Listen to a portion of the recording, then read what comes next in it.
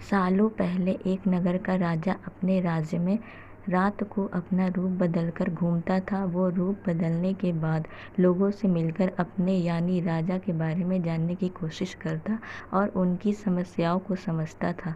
एक रात जब वह नगर घूमकर आया तो अचानक जोर से बारिश होने लगी।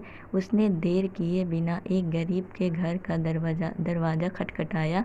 राजा के दरवाज़ा खटखटाने के बाद घर से एक व्यक्ति निकला। वह एक गरीब किसान था जो अपनी पत्नी और बच्चों के साथ रहता था। बारिश तेज थी तो किसान ने राजा को अंदर आने के लिए कहा।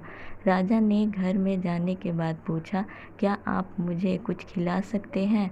मुझे बहुत तेज़ भूख लगी है। वो गरीब किसान और उसका परिवार 3 दिनों से भूखा था और उसने घर में एक भी दाना अन्न का नहीं था। किसान के मन में हुआ कि भले ही हम भूखे हैं लेकिन अपने अतिथि को यूं भूखा नहीं रख सकते। अब किसान ये सोच सोच कर बेचैन हो गया कि अपने अतिथि का पेट कैसे भरा जाए। तभी उसने घर के सामने वाली दुकान से चावल चुराने की तरकीब सोची।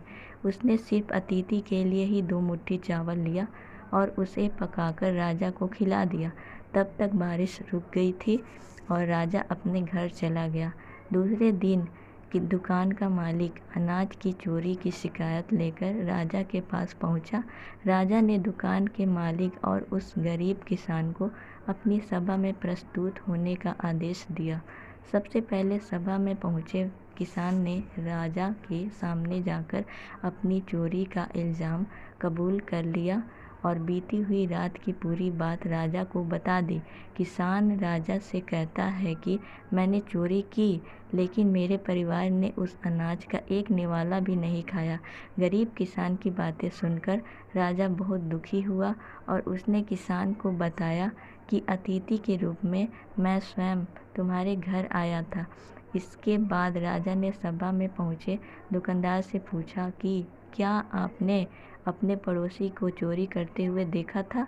दुकानदार ने जवाब दिया कि हाँ, मैंने इसे रात में चोरी करते हुए देखा था।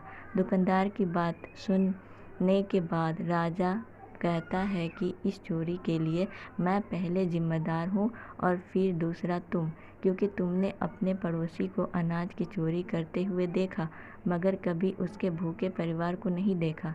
तुम अपने पड़ोसी होने का धर्म बिल्कुल नहीं निभा पाए।